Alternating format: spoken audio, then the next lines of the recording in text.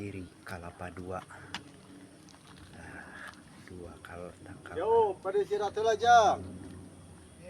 Ngopi-ngopi heula. Nyantai istirahat. Alhamdulillah ya Allah sekali sampurasun. Rampes damang Jang. Alhamdulillah. Aduh, nuhun ieu kumaha? Jang selamat damang. Alhamdulillah puji syukur. Syukur. Aduh bener banget. Mohon Berjuang demi kepentingan umum nya. mohon. Kalawan orang tanpa pamrih menata pikeun kaendahan dipasewakan pancar tunggal pikeun ngabahagiakeun papadaning hirup. Muga sing jadi kamuliaan tur kaberkahan Jang. Aduh, Ya, mohon kana pidoana. semuanya bagja ieu mah ya perjuangan Mohon. kula warga mandiri nya. Mohon. Hirup geus jadi katang tuan beunghar lain tujuan. Nu penting urang ngajalankeun kamuliaan. Jadi manusia kudu aya guna jeung mangpaatna. Kitu nya. Mohon. Muji syukur. Sekeun urang kakara kieu ge lah. Nya, da kamandirian nya. Nu kadada kaduga dipasewakan pancar tunggal. Ayo urang ngopi heula. Aduh. Itu jangan. Ngopi. Jadi ngerasa nikmatnya. Alhamdulillah. Puji syukur alhamdulillah nampi Gusti ya Allah. Kanikmatan tur kaberkahan teh yeuh. Ya mah da uhan ke langkah ka dieu. Berdasarkan tenan ieu teh penasaran panarosan kamari ieu teh. Naon? Eta masalah ieu kamari teh jadi emutan abdi teh. Masalah pertarosan ngimankeun nu iman teh. Jadi ngaimankeun anu percaya cenah kitu. Dinya teh ngabanusakeun jelema. Nya. Nah. Terus anu hiji deui teh naon teh? Islamkeun Islamkeun anu muslim. muslim. Tah ayeuna mah sakantenan we naroskeun. Naon maksudna eta mangamanusakeun jelema teh? Oh gitu. Halus Jang bener. Tah kitu. Ari ngaji mah lamun can kaharti kudu naroskeun nya. Supaya ulah jadi salah paham. Ejeung prasangka goreng. Ulah sampai da urang mah pan tadi ge setiap ngaran ngaji kudu kaharti nya. Gitu. Supaya urang ulah boga hate nuduh pan kitu. Kieu Jang. Ieu teh tujuan nya. Ngadegna ieu pancar tunggal. Memang sapintas mah piamekeun ieu teh. Nya. Piamekeun. Naha cenah tadi ngamanusakeun jelema, ngimankeun nu kakara percaya, ngislamkeun ieu nu kakara muslim muslimat. Pan mun sapintas mah tetep piamekeun nya. Teu kurang-kurang pipaseaeun teh. Kieu Jang. Ayeuna ulah waka urang dituduh ka batur, ulah waka nuding ka nu lain. Nya. Jadi hartina ngamanusakeun jelema teh urang ka urang heula. Sabab beda bahasa berarti beda. Manusia jeung jelema beda, da bahasana ge beda. Jelema lamun bahasa Indonesiana manusia. Nya kan manusia. Tawa disebut orang. Ceuk urang Jawa wong. Nya, ceuk urang kulon ingsan. Kan gitu. Ari manusia manunggal ki. Teu awewe, teu lalaki, teu kolot, teu budak pan itu manusia. Jadi nunggal, weuh baturna. Manusia pasti loba rupana nya. Gitu. Kieu jauh. Jelema jeung manusia tang teu beda. Naon ayeuna urang kudu ngamanusakeun ieu jelema.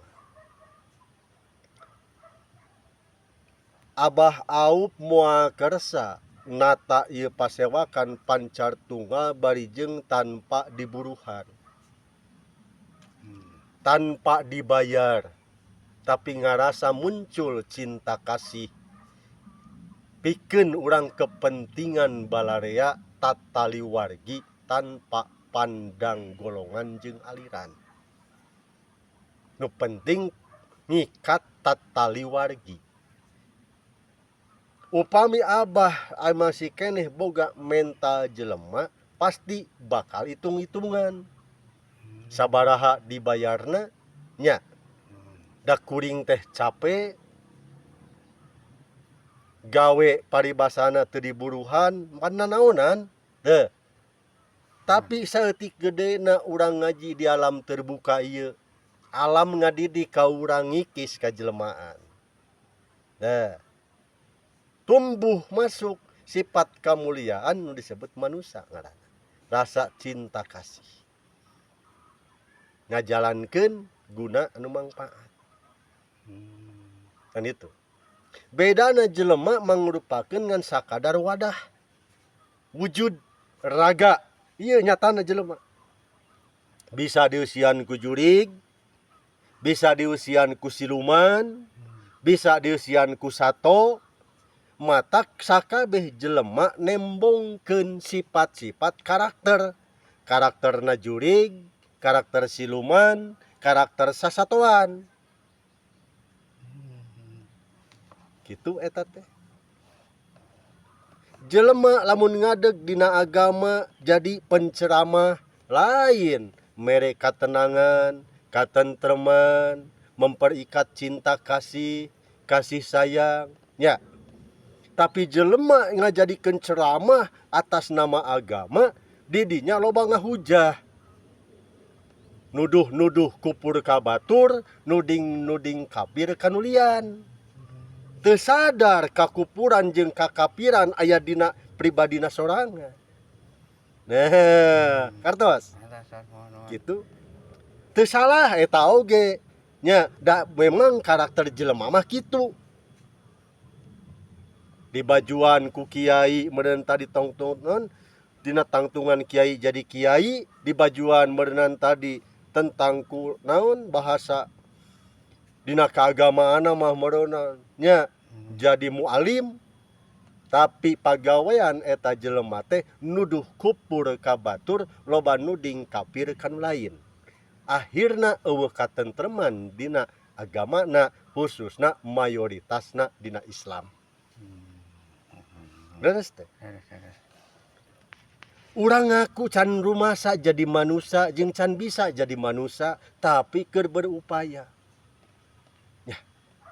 Keur berupaya jadi manusia. Can ajan urang ngaku can bisa. Can bener urang teh. Sabab manusia mah ngawujudkeun sifat kamuliaan. Apana cicing dina apana Allah. Di antarana ngamalkeun bismillahirrahmanirrahim ku kalawan nyata. Lir ibarat abah nata ieu lingkungan pasewakan pancar tunggal. Kumaha carana supaya indah. Nya, dulur-dulur nu darongkap ka dieu kumaha carana supaya betah jeung bahagia. Di antarana kitu bah. Itulah wujud manusia nu aya guna mangpaatna di baladaya ieu. Tamatak beda jelema jeung manusia. Matak kawajiban urang teh ngamanusakeun jelema di urang heula ulah waka kaluar. Nya, ulah waka ka batur, urang heula. Urang ieu sadlaku tungtungan jelema, sifat karakter jelema urang jadikeun ku urang ieu. Anu arasup ka urang dek jurig dek siluman nya mode tina kadaharan kadarieu nu ngaranjing urang manusakeun ku urang. Matak lambang dina nagara aya bahasa kemanusaan nu boga sifat anu adil jeung beradab. Nya. Kan itu. Jadi manusia anu boga sifat adil jeung beradab, etika jeung tata krama, budi pekerti jeung budi parangi. Ulah ngarugikeun jeung ngarusak ka nagara, ulah ngaresahkeun di masyarakat. Nya. Urang tadi kudu mengabdi ka Gusti ku apa anu nyata, nyieun katentreman. Kitu heula sakedapan nya. Da panjang lebar mah tuluy. Ya, ada nuhun Eh. penjelasanana nuhun ke Nah, arang. gitu nya eta bentena jelema jeung manusia. Nya eta panjang keneh lamun di guar mah teh. Nya mana manusia sajati? Kumaha nganyahokeun manusia sajati? Kumaha ngaruak-rakna rasa manusia sajati? Panjang keneh tah. Engke deui eta mah wengi. Nya dina khusus. Tah gitu. Mangga wilujeng nya. Mangga ini mah urang istirahat heula kadang santos kadang madan nya. Tah kitu.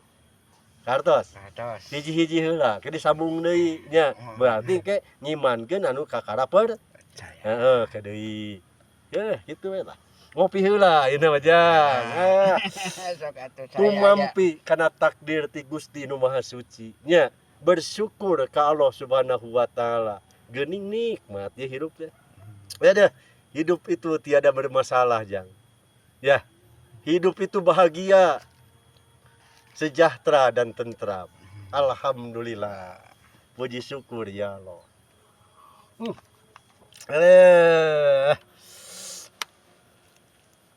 Gitu nya Ki, sampurasun. Assalamualaikum. Waalaikumsalam warahmatullahi wabarakatuh.